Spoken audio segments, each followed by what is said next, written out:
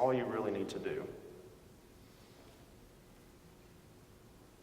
Now, let's imagine this is a new project. We're going to use a VST. Sometimes, I know like in Pro Tools, I think you have to create a MIDI track first, but with Ableton you don't have to. Let's drop something in. You literally just drag it over, drop it in, and it comes up. So now we've just put a virtual instrument here.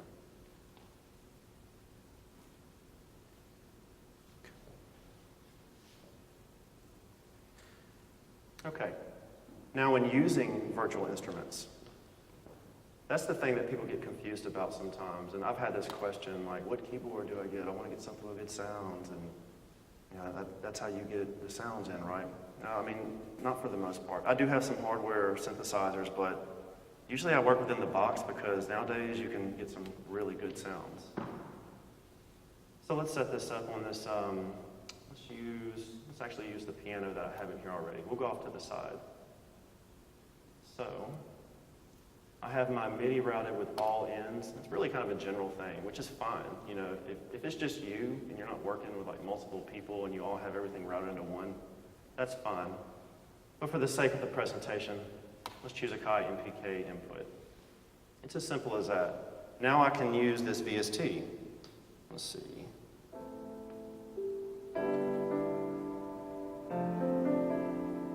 It's that easy. Now, to record this, we're going to imagine none of this is here or there. So, let's go over here and we're going to solo this out. I'm only doing that because we don't want to hear the rest of the project right now. And let's turn on the metronome so we can have a good idea.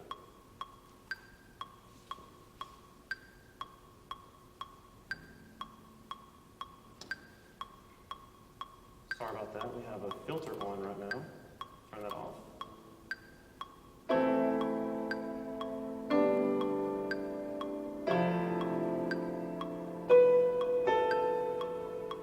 Okay, we just recorded a mini clip. I like to take them over here into the clip view so I can actually work with them a little bit better. Let's put that right here so we can get a good look at it. Open that up. Okay. Now, I can go ahead and I can crop this down to, make sure I got the right one here. Yes, 8 measures. You can also move everything around as you need to, you know. I mean, I'm not a great piano player, so I make mistakes. So guess what? Sometimes I have to move some things around. One second.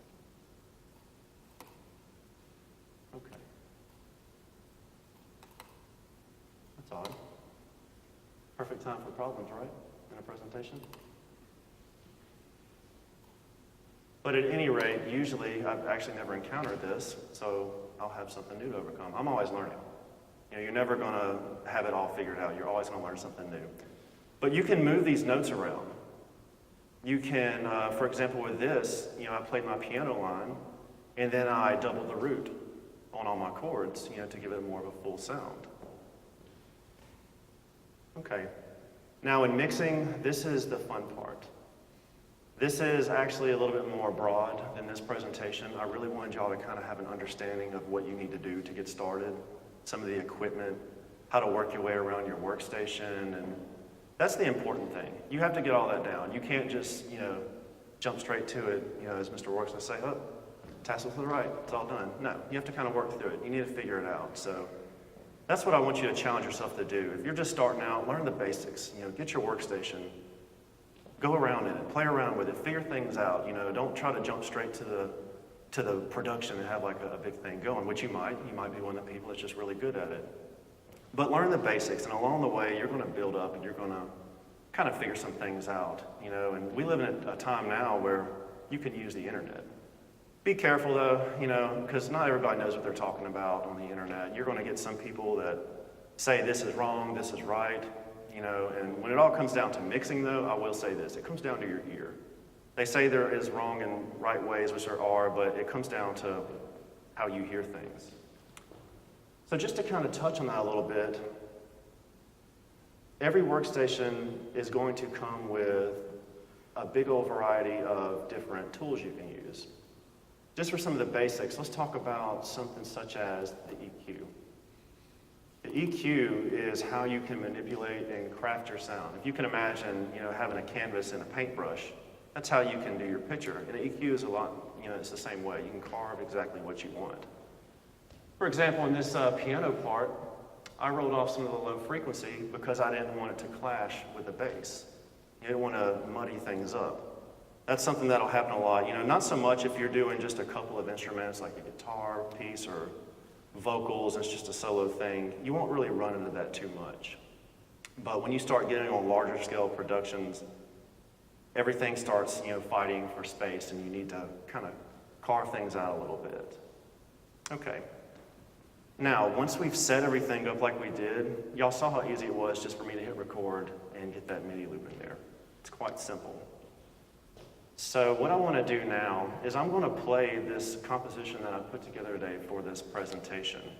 And I want you to kind of pay attention to what I'm doing up here. I know a lot of it might be a little bit more than the scope of this, but just see how I'm using some of the tools and how it affects the sound. I might do some drastic, sweeps and stuff so you can hear how it's going to affect it. But this is how I'm going to close out the presentation today, so I really appreciate all y'all coming. So let's go ahead and take a listen to this. Open this up a little bit, get all this out the way so you can see all this. Bass, One thing I want to do is I want to let y'all hear vocals without anything on them versus having some production. It's quite different. I'm definitely not a singer, so.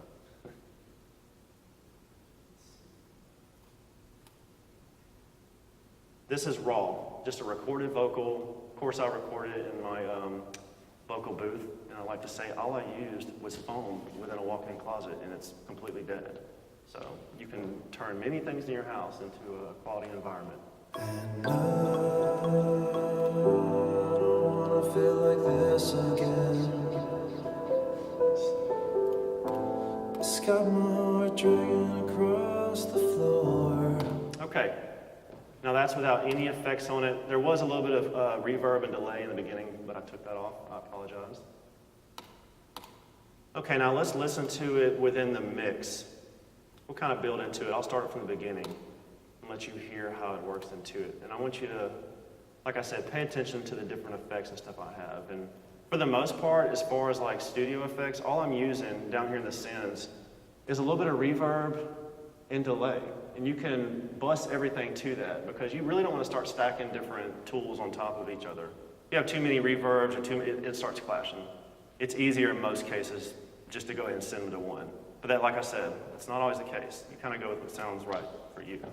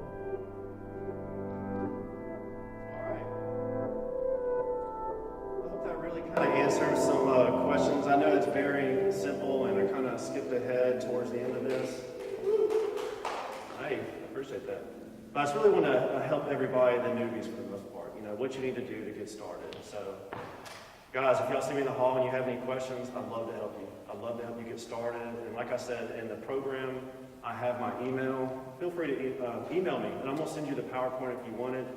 It'll have a lot more in-depth detail. You know, 30 minutes is not much time to really touch on everything the way I would need to. So I know it's kind of a crash course on it, but thank each and every one of you. This means a lot to me. Thank you.